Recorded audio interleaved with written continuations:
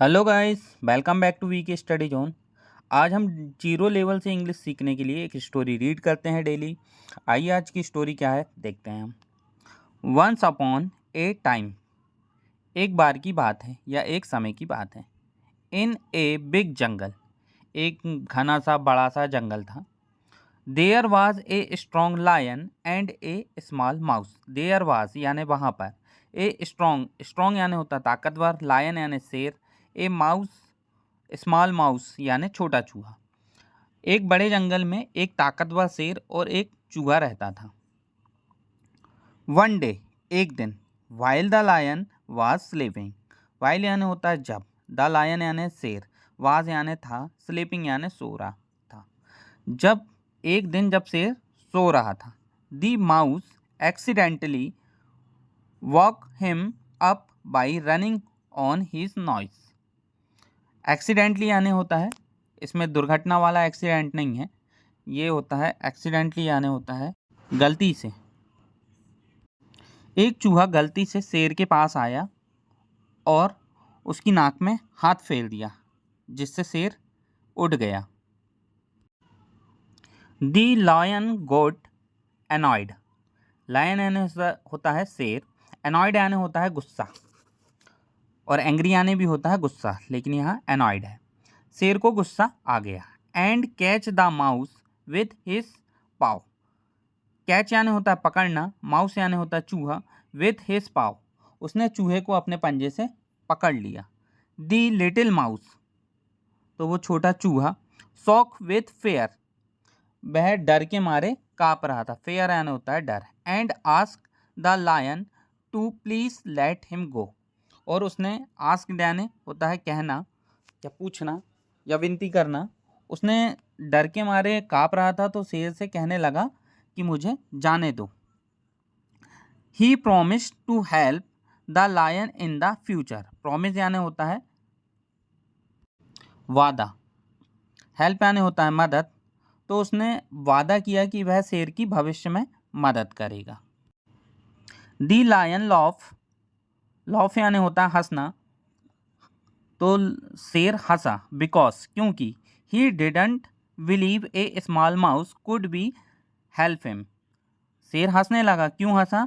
क्योंकि didn't believe, उसे विश्वास नहीं था कि एक स्मॉल चूहा भी उसकी मदद कर सकता है भविष्य में।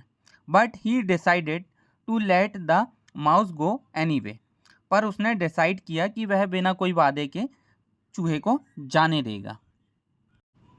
आफ्टर ए वाइल, थोड़ी ही देर में, the lion got catch in a hunter's net. Catch यानी होता है पकड़, पकड़ा गया या पकड़ना, हंटर्स नेट, तो थोड़ी देर के बाद शेर किसी शिकारी के जाल में फंस गया। ही स्क्रीम्ड फॉर हेल्प, स्क्रीम्ड यानी होता है चिल्लाना, उसने खूब मदद के लिए चिल्लाया, हेल्प यानी होता है मदद। But no one heard him, heard यानी होता है सुनना, नो यानी होता है नहीं, वंस यानी होता है एक, किसी एक ने भी शेर की आवाज़ को नहीं सुना। All of a sudden, all of sudden, sudden यानी होता है तभी अचानक। The mouse appeared and so the lion is trouble. Mouse यानी होता है चूहा, अपीयर्ड यानी होता है दिखाई दिया, सो यानी देखा, द लायन इज ट्रबल, तो तभी वहाँ सडनली चूहा आया और उसने क्या देखा कि शेर जो है वो मुसीबत में है। ट्रबल यानी होता है मुसीबत। रिमेंबर, चूहे को कुछ याद आया।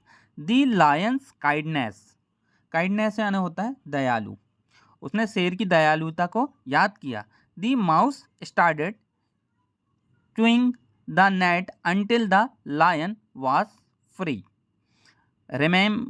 रिमेंबरिंग यानी होता है याद करना, रिमेंबर यानी होता है याद करना, चूहे ने याद किया, क्या याद किया? कि ये वही शेर है जो काइंडनेस, जिसने उसके लिए दयालुता दिखाई थी।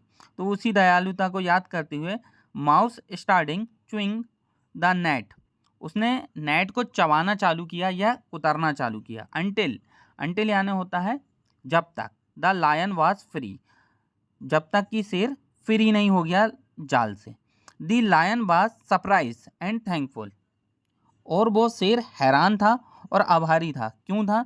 क्योंकि उसे लग रहा था भाई छोटा चूहा तो काम नहीं आएगा कभी भविष्य में, लेकिन यहाँ पे चूहा काम आ गया, इसलिए वो सरप्राइज था और उसके लिए धन्यवाद दे रहा था वह।